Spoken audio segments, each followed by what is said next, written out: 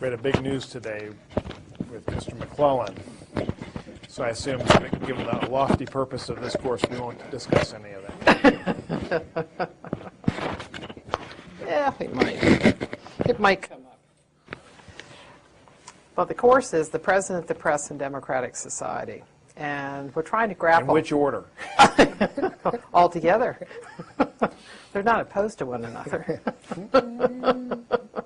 So we're trying to figure out what kind of information people need in a democracy. You know, ideally, it would seem that the public should be able to have whatever it wants. What do you think, from working in a White House? What do you think ideally people need, and what are the impediments? Well, a great phrase that sticks in my mind is in an essay that Joe Nye wrote not long ago in Foreign Affairs magazine. Joe Nye was the dean of the John F. Kennedy School at Harvard. And in the passing and making an argument about something else, he said, we live in an era now with a plenitude of information but a paucity of understanding. Mm-hmm. I think we clearly have got abundant information that is available. It's not as accessible as it needs to be, but also how you put that information in some coherent, orderly, structured environment so citizens can access it is a real problem. Now, this is a long, that's an open-ended question, and it allows me to filibuster a little bit, but the point of my filibuster would be this. Yeah. We do not have an ethic of public information in our government right now. We don't have a commitment to the public's right to know and a commitment to make available and transparent the inner workings of government so that citizens can see for real what's going on. And that is a big problem. It means that there's distrust of the processes of government. There's a belief that special interests and lobbyists and influential donors have a greater say in the processes of democracy than I believe that they do. And I think part of the problem, part of the reason for that is because White Houses and governments and politicians try to structure this information in a way that gives them some political advantage. The shorthand term for that is spin, that you try to shape the story, spin the story so that it comes out to your advantage politically. And that is what has caused great concern among the public and the press about this whole adversarial relationship between the press and the politician. Is it about getting accurate, truthful information to the public, or is it about, you know, this feisty relationship back and forth in which a game is apparently being played? And I think today, the day being that we've spent talking about the news related to the current White House press secretary, it's a good day to rethink the whole function of the press secretary and the role that the public information function should be in government. Mm-hmm. I think we probably need to make it a career position, or at least have a career function that many agencies do have, in which more information is made available to the public, and there needs to be some systematic way in which that information is structured and presented so that people can easily get what they're looking for. You know, first gov.gov or whatever, WhiteHouse.gov? OneGov.gov is not as effective as it ought to be, and the technologies and the communications processes that we have that could make it more information available are not being employed. Look, we rely on some guy standing at a podium the same way we would have done it in the 1900s to convey information about the workings of the president, and that's just not sufficient given the information age that we're in. So it's a long answer to say that the public needs more factual, accurate information that they can use so that they can form their own opinions. What we have now is instead is an opinion society in which a lot of people are force-feeding opinions to them and trying to, you know, make them believe certain things before they've had an opportunity to think. And I think that's not a good place to be in if you're concerned about the democratic process. Mm-hmm. Well, do you think part of that is the partisanship that's grown up. And is that a function of a White House, or is that the Washington community as a whole? What has driven that? Well, two things have driven it. One is partisanship, which has grown fiercer and more bitter and more polarized during the 1990s. This was not, as it turns out, just because people didn't like Bill Clinton or thought he was too much of a baby boomer. It was, I think, in some ways structured into our system. There was nothing left at the end of the day that would force any modest bipartisanship in the system. During the Cold War years, we had Democrats and Republicans would work together because we would have, bipartisanship in foreign policy, and I think that then taught people to work out ways to be together. Plus, we had a period of, in the 60s and 70s, a period of legislative dominance in which Congress was writing laws and trying to impact major social problems through legislation and in many cases kind of coaxing presidents along. So there was an era of legislative branch dominance, and I think the power has shifted a little bit now back more to the presidency. The second thing, though, is the impact of all these robust technologies of communication that make everyone a writer, an editor, an opinion author instantaneously, because everyone can self-publish. And that's not only taken away the influence of what we would call the mainstream old media, but it's also, I think, created less coherence in our political system so that everyone can spout off an opinion and be angry and get out and rant, but then nobody is held accountable for coming together and figuring out how do you compromise at the end of the day and begin to rebuild alliances that will solve problems. And so as we've been stuck at 50-50 in our partisan divide, nothing has happened. Gridlock has sort of taken over Washington, and our systems are largely dysfunctional. So this is a part of a serious problem. Our democracy arguably is not functioning very well right now because major problems that we need to address, social problems, how we're going to handle the enormous demographic changes that are taking place in our society. We're absent any coherent process to wrestle those problems to the ground and bring about solutions. And that's cheating the American people, I think. What period do you think represents a time when the people did get better information, were better informed, and that the system worked more effectively? Well, moments of crisis tend to take game playing out of the system. So immediately post 9/11, you saw a coming together of people, a real serious effort by the press, politicians, and others to set aside partisan differences and really get down to business. Now that lasted, the Mike McCurry rule is that major events hold in the public imagination for about 90 days, and then they begin to evaporate. And in fact, that is true. Remember the great war on poverty that we were all committed to fighting post-Katrina? That kind of evaporated in about 90 days. If you go back and look post 9/11, great bipartisanship, people hugging each other in the Rose Garden, leaders pledging to work with each other to, confront terrorism. But by January of 2002, the front page of the Washington Post, as Congress came back to session in 2002, was, partisan gridlock returns to Washington, not much chance for progress on legislative agenda, leaders say. I mean, that almost literally was the headline. So those are periods in which you get moments of true crisis where the country rallies together and feels like they have to pull together as one nation. You get that dynamic. But we get very little of that nowadays. Now, I guess going back in time, I mean, I feel increasingly older and older, particularly when I've got students in front of me. It's now 30 years since I first came to Washington to work as a press secretary. And in the 1970s, people really did have some sense that we set aside partisan differences when it comes time to really get serious about doing business.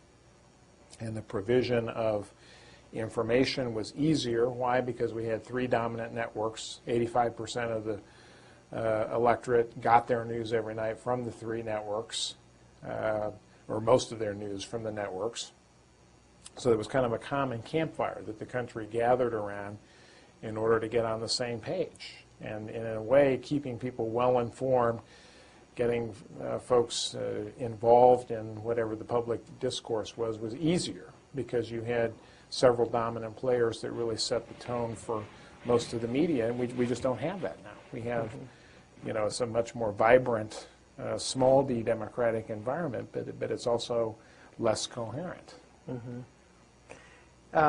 Do you think that a president still can get to the public when he has something that he wants to discuss and that he's listened to? Well, it's a darn good question. And you may know more about this than I do sitting here. But President Bush has, over the course of the past 2 or 3 months, consistently gone out and taken these little road trips to take his program coming out of the State of the Union to select places around the country. Now, my guess is he does very well when he shows up in those places, getting information in front of the citizens that he wants them to see. I mean, I think his message gets through, but it is very sporadic, and it kind of depends. It's certainly splintering any sense of a national audience there, because the national audience just kind of hopscotches around whatever is the news cycle that the national press focuses in on any day. So I'm not sure that the president has as big a bully pulpit as the president has had in the past. Or maybe another way to say it is that the traditional bully pulpit is not as effective, and presidential communications need to be rethought. And I think that may be more interesting. What is interesting is that clearly politically, in the course of the campaign in 2004, the current White House did rethink the way in which you deliver a message to the electorate anticipating an election coming up. I think they created a grassroots army of communicators who really went out and helped organize and deliver a very effective message at the local level. And I often say that they kind of ran, in that sense, they ran the first campaign of the 21st century. We ran a very good campaign in the McCurry campaign. It just happened to be the last campaign of the 20th century, because we were relying on more of these techniques that are associated with the old media, the old style of politics. And meanwhile, they had sort of leapfrogged and moved into a new era and figured out how to do it. Now, they have not taken that model of grassroots communication and married that up with the challenge of governing, which I think is interesting. But that's where, my guess is that's where presidential communications will head, that you'll have not one press secretary, you'll have millions of them who will be out in the communities talking about what the president's program is, sort of fully deputized and empowered to be part of the message delivery mechanism that I think a modern president and a modern political movement will need. Except you can really only have one person who's speaking. No, you can have, you can have many people's, many voices, one message. Yeah. Many people but an authoritative voice. If that's the real question, the authoritative voice. I think you go and ask most Americans, the media is not, the New York Times is not the authoritative voice. CBS News is not the authoritative voice, not even Fox News. Yeah, well, I just mean the authoritative voice from the White House. Well, somebody's speaking for the president. If you've got a little button that says you're a White House communicator, and you're in a neighborhood PTA meeting, or you're the deputized person, you might be very authoritative. If you're a person respected, well-known in that community, and you're communicating one-on-one with people in that audience, you're as reliable as you are as an individual spokesman. But that person could have enormous sway over an audience. That's exactly how I think the Bush campaign organized itself to go out and win the campaign in 2004. But my point is, I think that may be where presidential communications is headed. And then you in effect, you don't need one person standing at a podium at the White House making pronouncements, because you've got 6 million people out in the countryside doing exactly that. Saying 6 million things, though. Well, no, I mean, you have to. Aren't you going to have trouble with them? You'd have to be disciplined, and everyone would have to know what are they supposed to say on behalf of the president. But this current White House proves that you can be very disciplined and be very good when it comes to delivering that kind of message. And it also, by the way, would then be a way in which communities could interact with that person and send feedback to the White House. There's no mechanism now. You can pick up your New York Times or your Washington Post, but you can't give the president a shout-out. But you would be able to do it if his designated representative had the assignment of coming and doing a briefing in your community once a week. It's an interesting idea. Some people would say, well, what's the role of the elected representative, the member of Congress? Because the president presumably only presents his side of the story, and then there's obviously a different branch of government. But I think we may be entering a time in which there's considerable change in the way in which people think that they get, who do they rely on to get their information that they use to make important decisions about what they believe and what decision they think is right and what the right kind of policy is. Do you think that the discipline, you seem to think that discipline has worked very well in their favor. Can you discuss the ways it has and the ways that it has harmed them? Well, I think on the plus side, it has made it easier for them. Remember, looking back now over almost 6 full years of the presidency, it has served them pretty well in controlling a storyline along the lines that they wanted the story told. It's been only recently in which things have not functioned as well for them. They have been able to define a set of objectives. They have been able to define the president's priorities.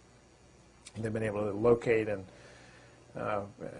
deliver messages to supporters and build some support for their program. And they've done classically the things that the White House tries to do when it communicates.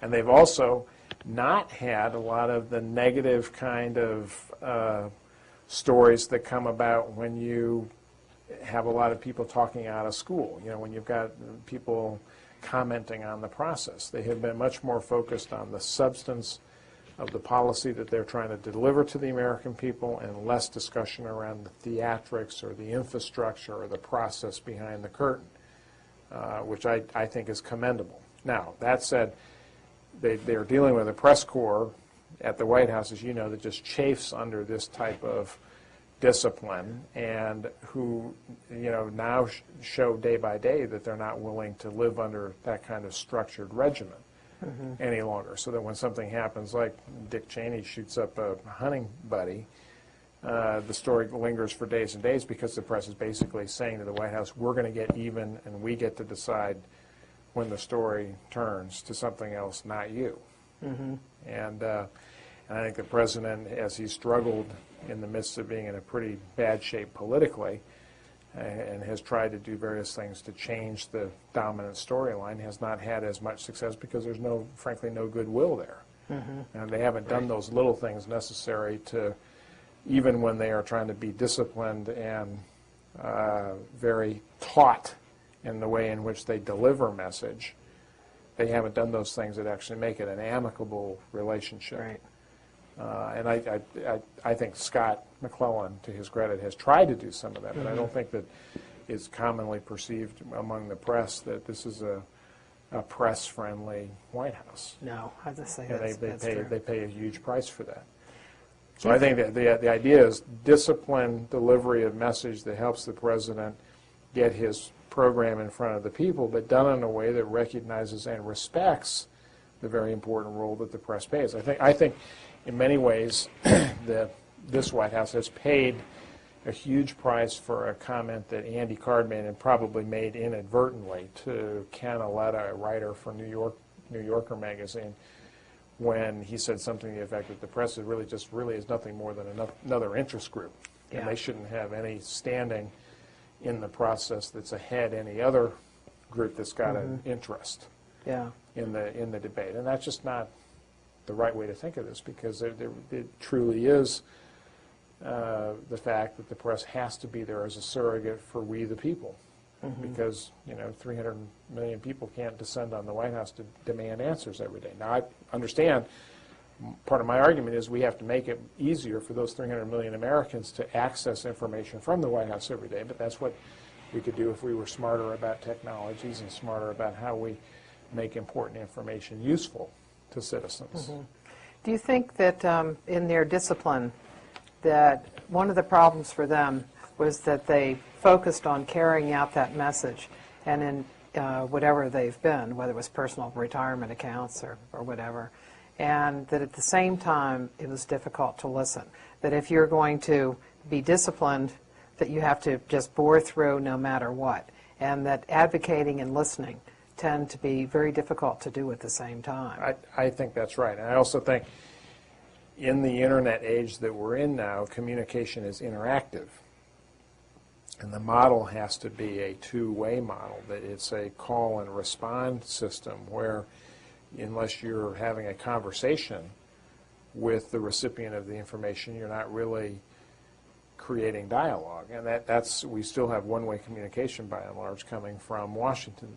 Politicians stand up, give speeches, expect people to read and look at it. But we're not entering into the kind of creative dialogue that's possible given the technologies we have now. I mean, why not? Why should a press corps sitting in a room like this be the only ones that get to ask the question of the press secretary every day, when you could easily make it possible for people to send their email their questions in and take them online and do all kinds of other things that would be interesting and give people give them a feeling of true participation. Well, you have that with Ask the White House, that you have people doing that, but not in a you do, but press I don't think it's it's not done in a fashion that looks real. That people think that there's a real process here by which I get to put my question in and hold people accountable. Right. That it might be a setup as to who, Yeah. where those questions come from. Right. When you were press secretary, how did you see the public's role? Well, I tended to define the public's role through the prism of the press corps that was there, because I took seriously the notion that that press corps was a surrogate for the American public, that they were because we couldn't invite the entire American public into the White House to do the questioning, that we had to rely on representatives of the people who were there in the form of the media that reported directly to the American people. And I think that's an arguable proposition now, as the press becomes ever more opinionated, as it becomes more and more political, becoming more prone to be adversarial and to advocate positions. Advocacy journalism, or opinion journalism, as Michael Kinsley called it, recently becoming more the norm now than the exception.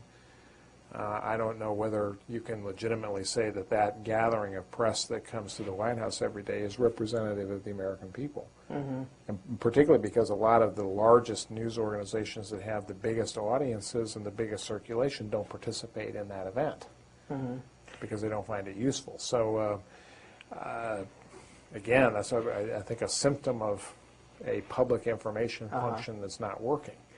Well, one of the things that happened was that once that briefing became televised. Well, they had to shoot the idiot who decided that it ought to be televised. So once, we'll bring Cheney in. Once that it did, then you had come into the White House a lot of people who have their own interests, their own issues, because you see a real difference in the morning meeting with the press, which is known as the gaggle. There are different cast of characters that comes than in the afternoon. So the major papers and the major players are much more likely to come to the gaggle than they are to the briefing. But if you're showing it because it's a televised event, that's an opportunity to hawk whatever your cause is or your issue is. Or I agree with that. The other problem, the other mistake that we made in the Clinton White House when we didn't put rules on the broadcast of the briefing was that we should not have said that the thing is open to immediate live coverage, because it's a news briefing. It's the raw ingredient of news there, and it's not, the audience is not getting the benefit of the finished product that comes at them when good reporters have taken whatever information comes at that briefing, put it through an editorial filter, tested the information against other sources, had discussions with editors who actually put some oversight into what is reported and not reported, and then put together a coherent, interesting, readable, viewable, listenable product. What you're getting is just a raw ingredient, and you know, when a reporter is sitting at a White House press briefing like David Gregory does and badgers the press secretary, that's a reporting technique. It's designed to see how unnerved will the press secretary become, because that's an indicator of how sensitive the particular topic is. It's not because the reporter's being mean or vicious. It's just because that's the style of reporting that's being done. Well, you know, an audience watching that live doesn't understand any of that. That's not part of the vocabulary that the audience is familiar with. And I think it was just a bad mistake to allow live transmission of the briefing. If we had said, welcome to use any of this in whatever fashion you want to use for your reporting later, they could have come back and played clips or snippets, but the you know, endless questioning probably would have made it to the air. Well, at one time, there were 2 briefings a day, and they occurred to match the deadlines of the AM and PM newspapers. And so there was real information that was provided in those briefings. What's happened in recent years is that with a 24-hour news cycle, that the White House is giving out information all the time. Right. And so by the time that you get to the briefing, there is really no information to hand out. So you have an explosive situation because you have no information but a press corps that's waiting for something, and so they're going to bore in. Well, you have a press corps there, though, that is no longer reporting hard news. It's actually analyzing the news and putting it in context, because it's trying to provide to the consumers that missing context that we have. When we have a plenitude of information, we need some way of putting it in a coherent structure. And that gets back to where I think we need to change and rewrite some of these rules. Now, on the side of journalism, the business, if the government public information function is seriously broken, so is the business model of most major news organizations, because, you know, they're not making money putting ink on paper and plopping it on your doorstep for 35 cents a day. They're not making it by selling advertising in and around the broadcasts they do, because audiences are in decline, circulation is in decline. And part of the problem and reason why we are skeptical about much journalism is they are still trying to compete based on speed. And we keep seeing example after example after example that the faster you report, the less reliable the information will be, because it hasn't been tested and verified and, you know, determined to be authentic. That's why we have, you know, miners miraculously surviving disasters who actually, in fact, are dead. Yeah. And that, you know, undermines the trust that the public needs to have in journalism. Now, my argument to many editors, publishers, owners of journalistic properties is they need to rewrite the basis of competition so it's not speed. It's not based on getting the scoop, getting the headline first, you know, getting the breaking news. It's getting depth, substance, usefulness, creative and compelling presentation of important information, you know, telling people things that they need to know in ways that really draw them in and make them want to interact with the news and become, you know, concerned and take action. I mean, that is, I think, the hallmark of great journalism. It's always been the hallmark of great journalism in America, but we're just not getting a lot of it because they're still trying to make an old business model work. And they haven't invented the new 21st century business model. But when Google and the New York Times eventually merge then maybe we'll get a different we'll get a different news product. But Do you think that in a briefing that what you could do, because I know you think that it should be disbanded altogether, but what about having a briefing where you bring in people to explain policy? well, I facetiously said they ought to ban the current Yeah. briefing because I think that's less useful. But I do think two things have to happen. One, the basic raw information that resides in government has to be more accessible to the American people in whatever fashion that can be done. And one would be to create real respected career civil servants whose job it is to make that information available every day. And they become the experts in government. They're the ones that come in and do briefings regularly for the press. It would recreate the beats in journalism in which individual policy areas or agencies were covered regularly. It used to be there was an agriculture press corps and Commerce Department press corps. I mean, all the agencies of government were more or less covered by specialist reporters who understood the workings of those agencies. That disappeared, in the 80s and 90s, and so now all that information more or less funnels through the White House and to a lesser degree the State Department and the Pentagon. Mm-hmm. But it mostly all the reporting on government kind of comes through that prism at the White House with a press corps that's not equipped to cover all the different complexities of policy in all those various agencies. So you've had a rise of the specialty press, trade press, the kind of the niche market publications that cover specialized areas, and yet I think that cheats the average citizen out of things that really give you a better sense of what's happening in government every day. But you could bring experts from these various cabinet departments in to do briefings. You could make more information online. You could some government agencies have absolutely first-rate websites. The CIA actually being a very good example, NASA being a good example. I think more could be done to make information interesting and available on the web that could be used by citizens. So it just we need to reinvest in the resources, the people, the systems that will recreate this public information function. That's, I guess, when it comes down to me, that's what we have to be thinking about. What is the responsibility of the citizen to dig out information? Well, that's a good question because, the citizen now, increasingly as a new business model gets developed, will be able to custom order the news that you get every day. Mm-hmm. And that becomes a dangerous exercise if it only is the titillating or the narrow interest that the citizen defines for himself or herself. Says, well, I'm not interested in all this other stuff, just give me this, this, and this every day. That's what my custom tailor-made information product ought to be that's delivered to me in my computer or PDA or iPod every day. But that's then the challenge to journalism, which has historically found creative, exciting, important ways to make really important information accessible.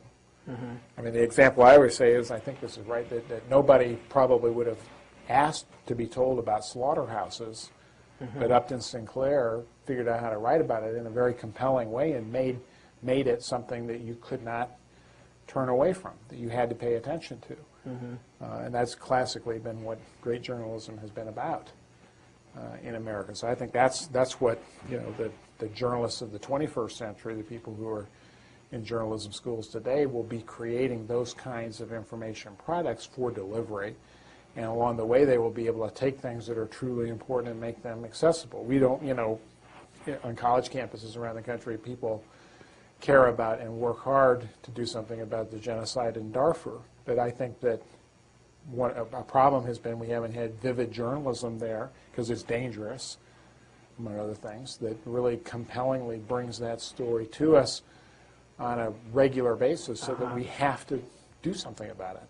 I mean, that's when we finally react to or respond to human tragedy and disaster, it's because someone has been keeping the story burning long enough that someone says we got to do something about this. I mean, that's what the greatest failing of the Clinton administration, and President Clinton has said this himself, was not to respond to the genocide in Rwanda.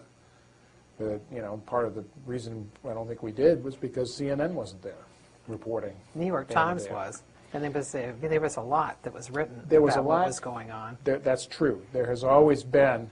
You can never accurately say the press ignored this story because there are always plenty of examples of good journalism done. But this is another thing where I disagree with journalists. In politics, we communicate through repetition, through constant reinforcement of message, through pounding something home every day. That's why the dominant form of communication in politics right now is the 30-second spot, although I, by the way, believe that's going to change too. But it's that reinforcement and repetition that helps drive the story through the clutter and get it to the citizen. That is the 180-degree opposite definition that a journalist would use to define news. News is, I tell you, it's no longer news because you've heard it, so we move off to another subject. And, but to have impact, to really drive the story home, the journalist has to figure out how to compete with everything else out there and repeat the news night after night and keep writing about it in a compelling way. It's kind of why I think that's why Nick Kristof won a Pulitzer Prize, because he found interesting, important ways to keep coming back to a subject that was not being paid attention to and make it compelling. And we get very little journalism like that. We get a 6-part series in the Washington Post that nobody reads because it goes on interminably, and then the Post thinks that it's done a great service because it's covered the story, but it hasn't figured out how to bring people back to it night after night after night. Right. Yeah. So that they have to pay attention. And use that story again as a jumping off point for others. Right. Like there were a couple of really good stories, series before Christmas. Right. One on the creation of the Department of Homeland Security, Susan Glasser story that was 2-part. That was really very interesting about how the administration functions. When they get interested, I mean, not to get personal about it, but when they get interested, they can take a story and create an ongoing audience for the story. That was the Monica Lewinsky story. I mean, day after day after day, they found some new angle to keep coming back to the same story because, why? It was about sex and about the president and about power and about misuse of power, and so it was an interesting story. And also, they came back because all the information wasn't put together and dumped at one time. Right. So, like, say on some of the things, like the fundraising scandals, you all put together 500 pages, documents, and let everything out at one time.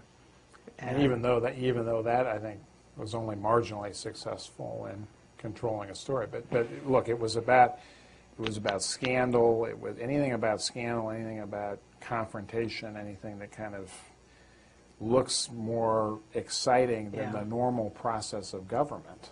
Yeah.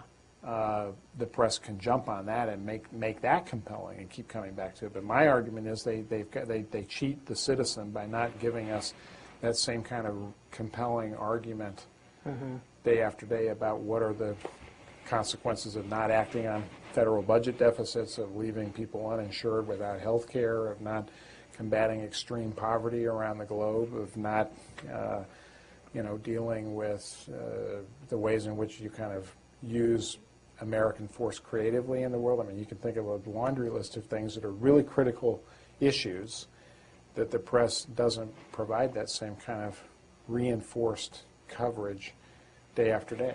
Yeah. So that the citizen can, finally get to the point they say, okay, I really see why this is an important issue. But also, the citizen wants to read about. Yeah, but look, I get this argument all the time. I mean, you say, oh, well, we don't put as much foreign policy coverage in the newspaper now because we know from our reader surveys that the readers won't read it, and we drive our audience away, and we can't make any money doing that. And I said, well, then you're not doing your job well enough. You have to be making that information more compelling so that people will read it and pay attention. They will. I'm convinced that good reporting about these subjects that's done powerfully will draw people into subjects that they might not otherwise pay attention to. I may be just hopelessly Pollyannish about that, but I do think people will pay attention. I don't think it's just the elites that are smart enough to read about global events and have an opinion. I think average citizens will too if they are given a way and kind of a way to attach themselves to the story in some fashion. Who does it well? What news organization does that well? Actually, I think there are good examples all over the place often of that kind of coverage. I think the post-Katrina broadcast coverage from New Orleans was an example of that. I think that our major, well-regarded, and highly respected news organizations do that on a regular basis. I think the news organizations that kind of fail us a bit are the ones that are basically trying to make money economically by putting two people on a stage and letting them scream at each other and turn a camera on, because that's low-cost journalism. So the people who do it well are the ones that actually invest in going out and finding the story and making it compelling. So they have budgets that allow them to send reporters hard to find places, and they give people the time necessary to explore and write and research on a topic and then present it in a compelling way. That's you have to invest in that kind of reporting, and that's hard to do for news organizations that aren't making money. Yeah. And a lot of them are not making money. Well, let's go to some questions. Towson? Wake up, Towson. Okay. Yes. I was going to ask, what do you think the Bush administration needs to do now to change its reputation as an anti-press administration? Well, Dr. Kumar is very good at pointing out that White House press operations reflect the attitude and preferences and attitudes of the president. So part of this is going to have to be a change of attitude by President Bush himself. He's going to have to understand that you need to engage the press.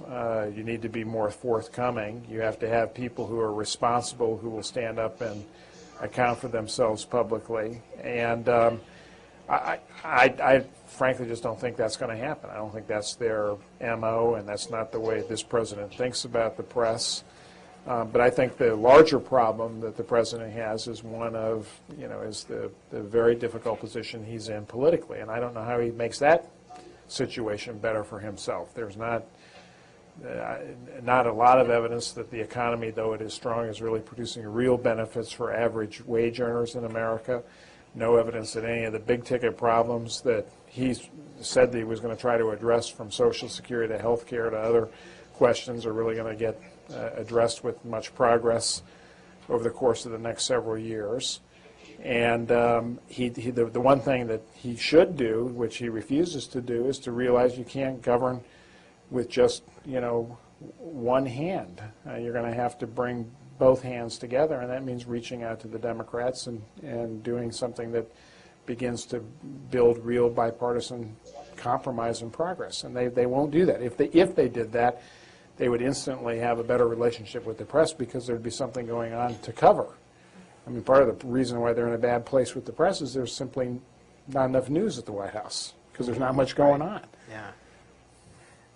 Do you think that there's a tendency that's difficult to get over of presidents to believe that they have communications problems when in reality they have political and policy problems? Right. And how do you break through that? It's every president wants to believe if people just understood better what it was they were trying to do and the purpose of their policies, that everyone would be on board and there wouldn't be a problem. And that's why they are simply astounded that the press won't report accurately what they're trying to do, because if everyone understood what they were trying to do, surely there would be 100% support for the policy. And what it misses is that sometimes the policy is wrong. Sometimes it's not well executed, and people are not doing what they should be doing. And and sometimes your theory or your ideology doesn't generate the kind of benefits and results that you think. And that's exactly where this presidency is right now.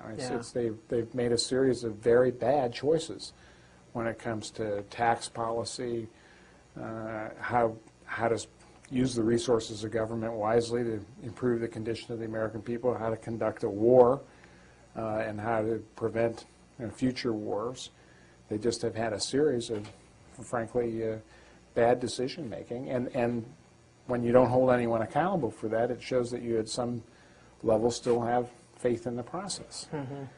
I was thinking of the Social Security and the personal retirement accounts, and the president had a campaign of 60 stops in 60 days.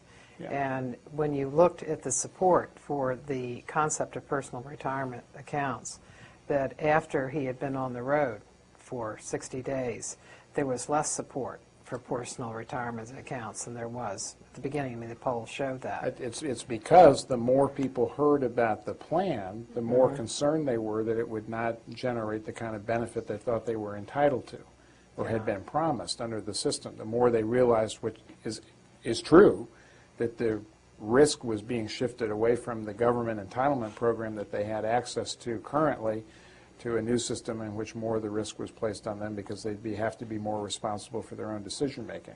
Now, I happen to believe that some element of privatization or means testing is necessary in our social insurance program. So I'm probably way to the right of most Democrats and probably more in agreement with President Bush.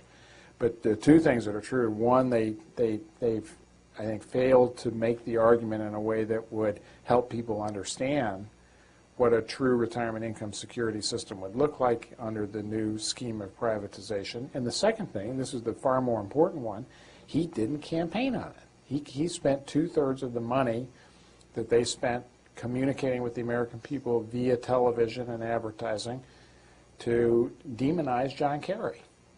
The 1/3, by the way, the 1/3 of the money that was used for a more positive message on his behalf for his reelection in 2004 was spent to put Laura Bush on television saying good things about her husband. So, you know, that's a consequence of you can only govern effectively if you've tried to use your campaigning to build consensus or build an agenda or build some muzzle velocity for the direction you want to lead the country, and they failed to do that. Now, there's a long list, believe me, a long list of failures you would attach to the Democratic side. Every president running for re-election does the same thing. They try to run on the past rather than risk losing people on policy. In 1996, when President Clinton ran, remember, this was very, very important. A critical moment when we were having a hard time sort of encapsulating the great corpus of things that he would talk about. Bill Clinton would go out and talk and talk and talk and have a wonderful, you know, things that here's what we've been doing, here's what we're going to do, and here's what we need to do, and it was wonderful to listen to and very interesting and compelling, but you couldn't kind of boil it down to one shorthand way of understanding what is the guy about at the end of the day.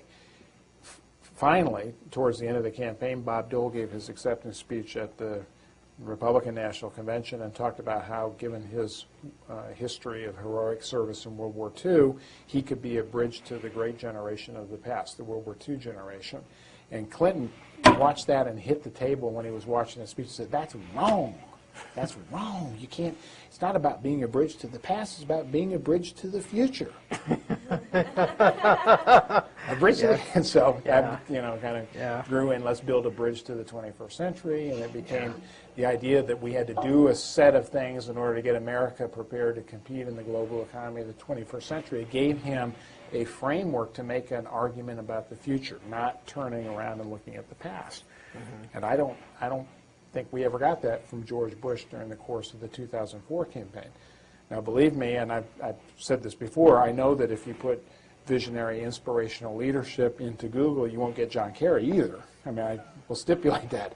But, you know, these are really critical questions that we have to ask about where we want the country to be. What kind of country do we want to be? What kind of sacrifices are going to take of all of us to generate the kind of results that we want if we want this country to be effective in taking on its global leadership role. And we don't have politics oriented to those kinds of questions, that kind of debate. And that's what That's what we need, and my argument is if we had more of this raw public information available to the public, they would insist on hearing more of that kind of debate. So I think it's a case where we're obviously being cheated by politicians who don't address the issues, but I think we are being cheated by a press that won't continue to press for that kind of dialogue. Mm-hmm. Yeah. How would that change? You were talking about, how would that change? Mm-hmm. Yeah. You're talking about the future and about the future of communications and more specifically the press secretary. Setting up, hundreds, possibly thousands inside the United States, who have the direct message of the president. First of all, how do you manage something like that? And second of all, how do you curb the leaks, and how do you give an authoritative presence to those people? I mean, because you're sort of going on a theme of building the bridge to the future here. Yeah. And how does that happen? And does the president get lost in this? And does the legislature get lost in this, state and federal, in these states? Because then you have, it seems to be kind of not very cohesive. Mm-hmm. And how do you keep that with the same Well, presidential message? Look, I think we will need to play with my model, and I confess that part of that is sort of put up as a straw man to provoke the argument. I do think, though, that if you, I'll tell you what I was told by friends of mine who worked at the RNC. That in the 04 campaign, they built this network of 6 million kind of grassroots leaders who were plugged in via internet to the campaign center every day, and they made an interesting discovery. I think this is fascinating. When they asked people to do this or tried to get them to volunteer, they were not as successful as when they said, we want you to be the local community organizer, but you have to send us $25 to get the leadership kit that will allow you to do this. So when the person actually had to give up something of value in order to become deputized to take on this role, they were much more successful because it was taken much more seriously then. I think that's kind of really interesting. Yeah. But then that created a mechanism by which they could get points to those people. They could say, tonight we're going to organize a debate watch party, or tonight we're going to, when the president gives his speech, we're going to all gather and talk about this issue or that. They kind of did almost an equivalent of meetups electronically through their grassroots network. And I think there's something to that. I mean, the press secretary is successful when the press secretary is seen as speaking with the authority of the president because the press secretary is knowledgeable about the thinking of the president. So making the president accessible to this network of communicators so that they feel like they've interacted with the president and can say, I've talked to the president, or I've emailed with the president, or I was on a conference call with the president, so that they speak with authority when they are then taking that role on. That would need to be developed. But I think you would also need to make that person deputized to answer questions and to engage in some debate and to be kind of have spirited dialogue with people who would obviously oppose the president on occasion. And I think it would be, it's a different model. How would you develop that and use it? I don't know, but my point is we've got to think of new things that will re-engage the public and move them away from this very static, formulaic way in which the process is driven now. One more questions from each place. Towson?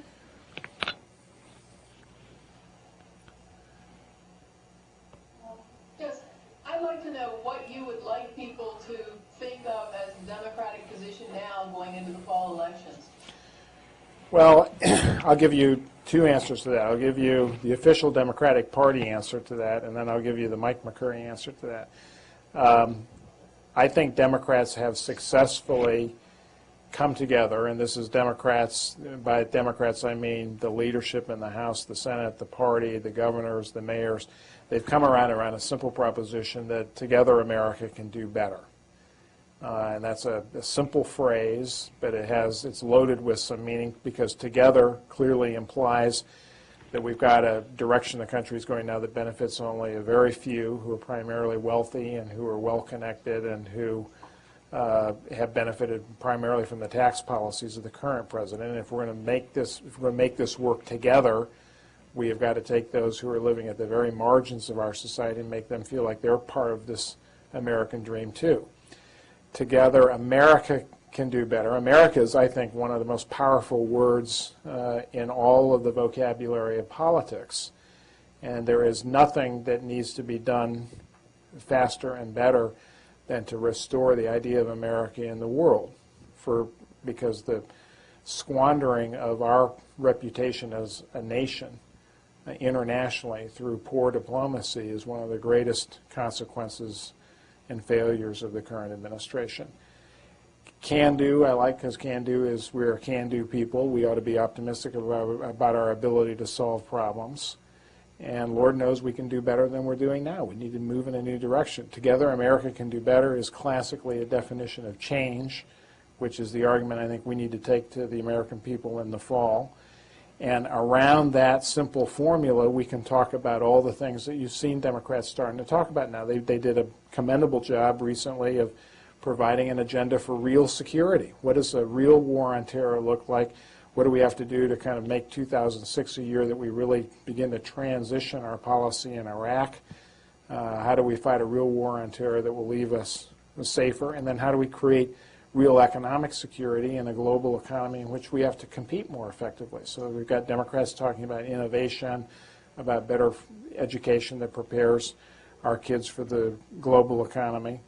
And you talk about securing them against some of the forces that are going to buffet the American economy over the next several years, how to protect retirement income security as a baby boom retires, how to protect people who are working at the margins of our society, and if they're working, should not be left in poverty because we have minimum wage rates and other wage rates that are too low. So there's a lot of ways in which we begin to paint a picture of a better, newer America. Now that's what you're going to hear Democrats say often, I hope, over the course of the next several months. I would add something else to the formula, which is Democrats need to be for the common good, that we will only succeed in this country if we figure out how we pull together and bring a very diverse country with lots of different things ebbing and flowing in our culture, bring people together so that they really understand that we are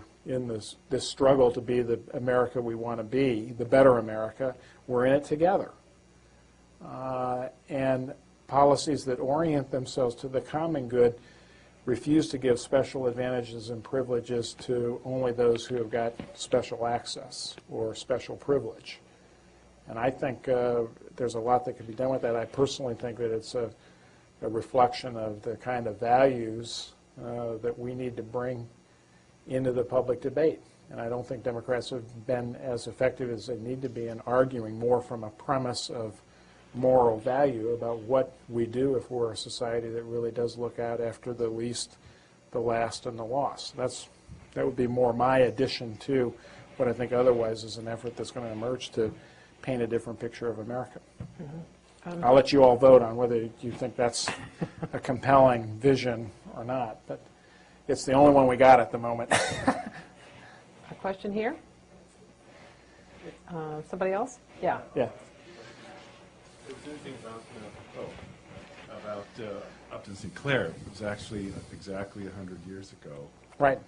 That was published, and I think it was in a very similar environment culturally. That is to say, muckraking being a kind of progressive response to the perception of a crisis in American journalism.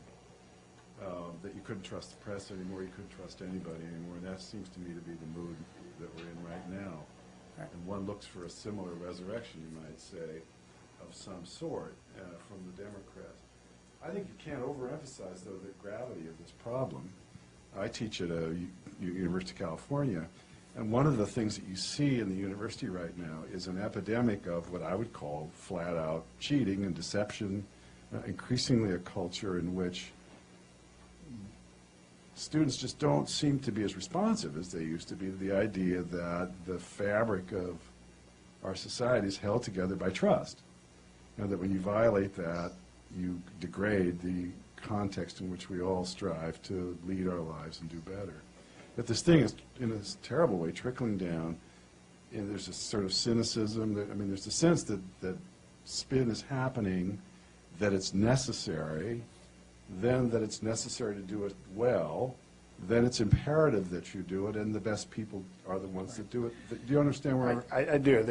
You're really on to something. I want to come back. Don't let me forget to talk about Adolf Ochs in a minute, because I want to get back to that. But I do. There are two contrary impulses in the democratic response to the ascendancy of conservatism and the victory that conservatism won post-Barry Goldwater over the last 40 years. One is we have to be as mean and as vicious and as nasty as the Republicans have been in order to advance our arguments. And that is the primary, primal scream that you hear in the blogosphere now from people who say, we're mad as hell at what's happened to our country, we're not going to take it anymore, we got to get candidates who are out there who are going to fight hard, stand for things that will change the direction of our country and not be limp-wristed when it comes to dealing with these issues. I mean, you get that constantly.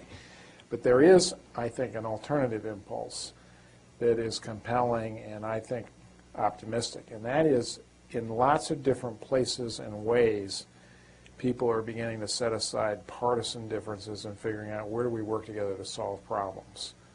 On abortion, which has been a uniquely divisive issue in our society, a lot of Democrats and Republicans trying to figure out, okay, let's set aside theological disputes on Roe v. Wade or right to life or right, choice, and just figure out how we're going to make abortions rare, because they are always an example of something that has gone wrong. And so we ought to be able to congregate around policies that will actually improve the condition, even if we disagree about, larger questions of life. Another one, marriage, the sanctity of marriage. Well, let's set aside whether we should have, constitutional amendments that define marriage, male and female together, and do something to protect the institution of marriage in a country that's just got a divorce rate that is breaking families down, contributing to poverty, contributing to a lot of other social dysfunction. The One campaign, I happen to be, we can create a unity of evangelicals and people who believe as a question of faith that they ought to do something about extreme poverty and AIDS in other countries because they are called to do so by the gospel, uniting with more liberal, secular, humanitarian groups that have been doing important work in Africa for a long time, with a uniquely charismatic guy, Bono, who happens to be the, singing the ballad that kind of gets everyone inspired to rise up and do things. Environmental stewardship. What are we going to do to protect God's creation, which is, again, a place where you see conservative evangelicals uniting with liberal environmentalists, largely secular. So that's the more hopeful politics. They hate it when you say this, but liberals represented in 2004 21% of the electorate, conservatives 35% of the electorate, but most people were mushy in the middle, 45%, and that number holds up pretty well as you look back over many recent elections. People in America are comfortably in the kind of the middle of the political spectrum, but they don't have politics right now that orient towards solutions that bring that center and make it dynamic. So that's where are we going to go? I gave you the answer about here's what the press secretary is going to do, but where we really are going to go, we're going to get politicians who begin to inspire us and change this country and rise up and kind of reinstill some sense of we can do this and we can go out and create a better future. And that's whoever's going to win the presidency in 2008 will be that kind of candidate, and it could be a Republican and a Democrat, or it could be none of the above. It could be an independent.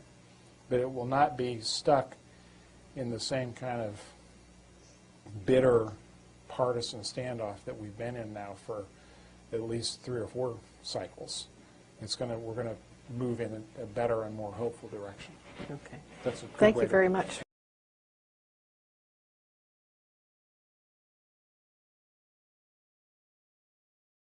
We just don't have that now. We have, you know, it's a much more vibrant, small d democratic environment, but it's also less coherent.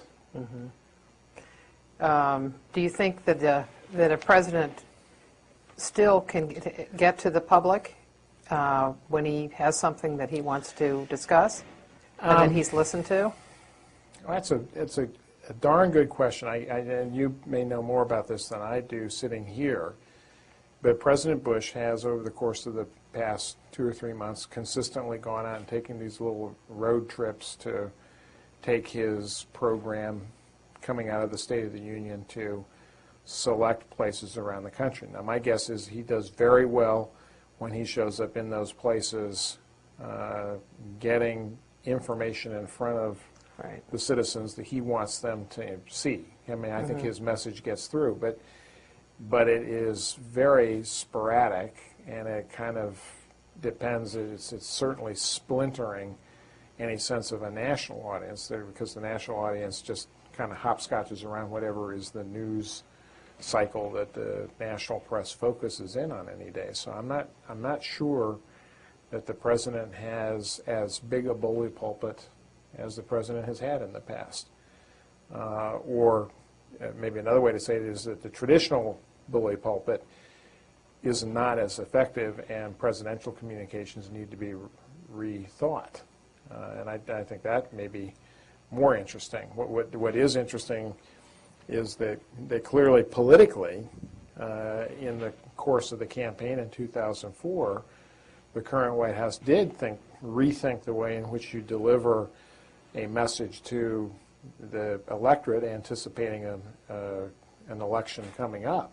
I think they created a grassroots army of communicators who really went out and helped organize and deliver a very effective message at the local level. And I often say that they kind of ran, in that sense, they ran the first campaign of the 21st century.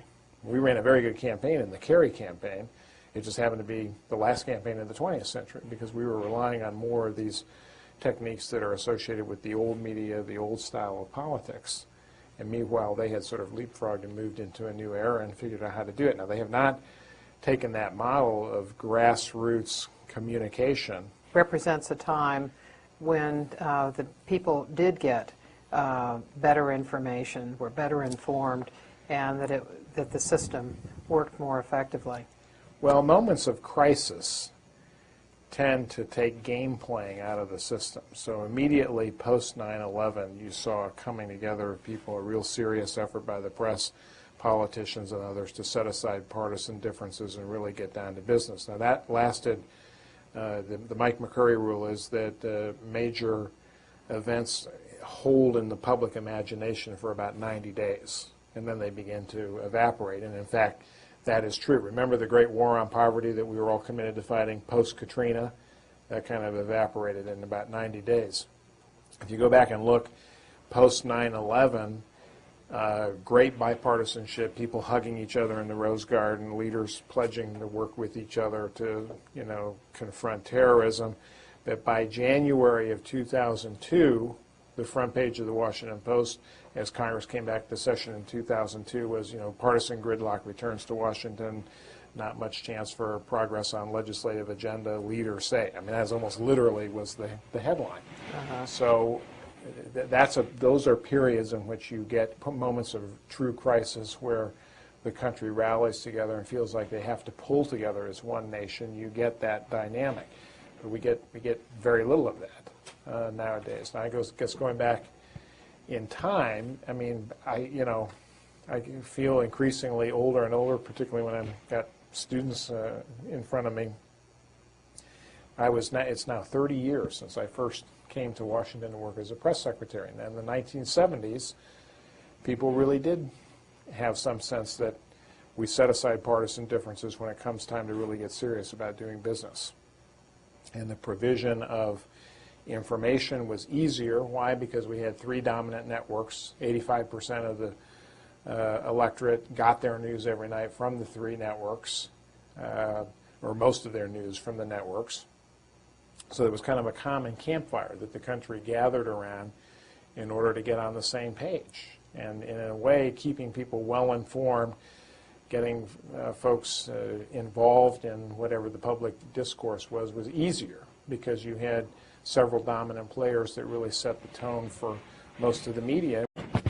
We had a big news today with Mr. McClellan.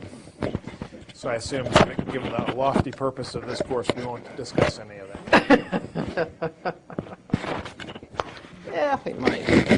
It might come up. Well, the course is the President, the Press, and Democratic Society. And we're trying to grapple. In which order? All together. They're not opposed to one another. So we're trying to figure out what kind of information people need in a democracy. Ideally, it would seem that the public should be able to have whatever it wants. What do you think, from working in a White House? What do you think ideally people need, and what are the impediments? Well, a great phrase that sticks in my mind is in an essay that Joe Nye wrote not long ago in Foreign Affairs magazine. Joe Nye was the dean of the John F. Kennedy School at Harvard.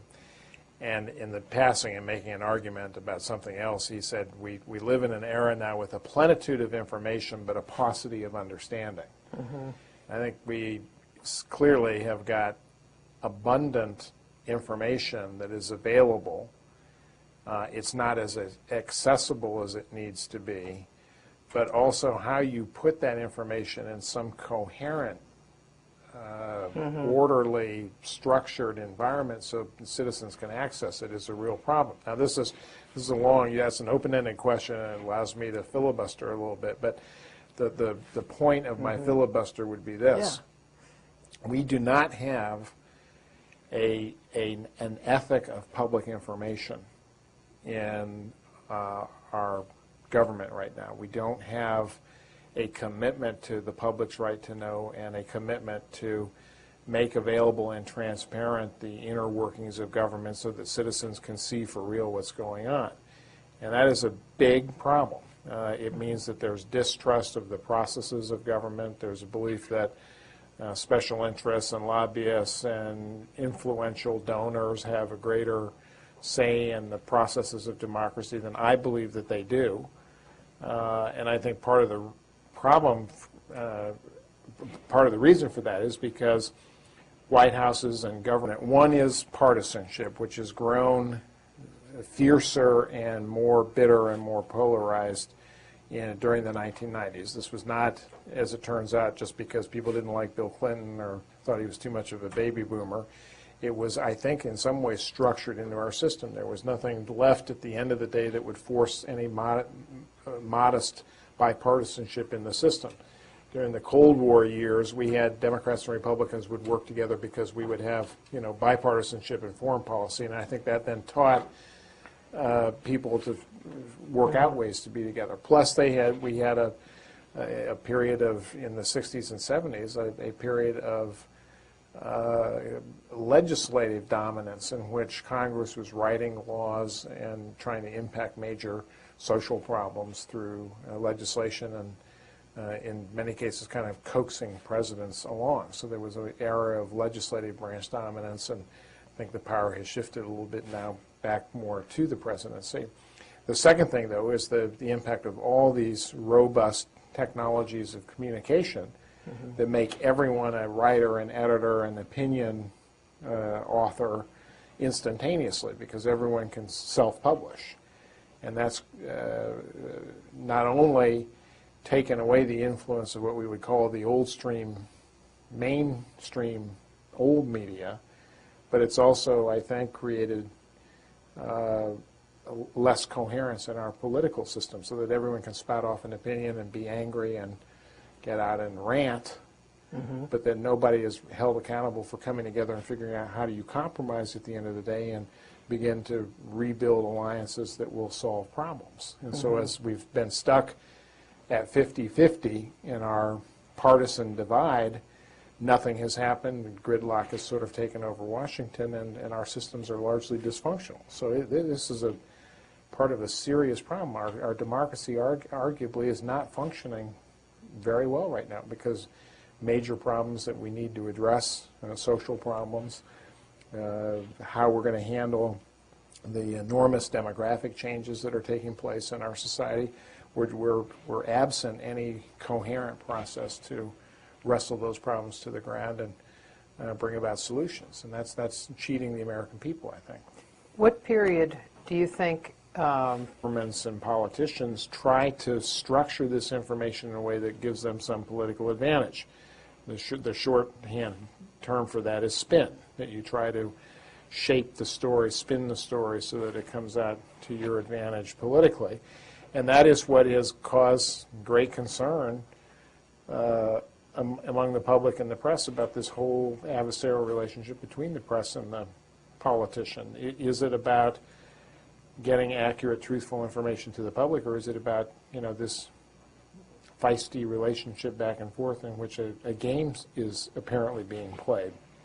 And I think today, the day being that we've spent talking about the news related to the current White House press secretary, it's a good day to rethink the whole function of the press secretary and the role that the public information function should be in government.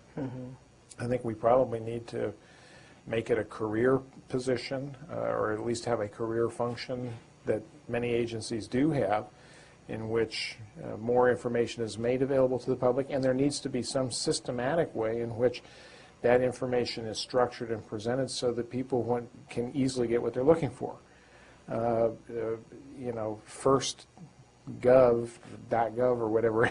WhiteHouse.gov? OneGov.gov is not as effective as it ought to be, and the technologies and the communications processes that we have that could make it more information available are not being employed. Look, we rely on some guy standing at a podium the same way we would have done it in the 1900s to convey information about the workings of the president, and that's just not sufficient given the information age that we're in. So it's a long answer to say that the public needs more factual, accurate information that they can use so that they can form their own opinions. What we have now is instead is an opinion society in which a lot of people are force-feeding opinions to them and trying to, make them believe certain things before they've had an opportunity to think. And I think that's not a good place to be in if you're concerned about the democratic process.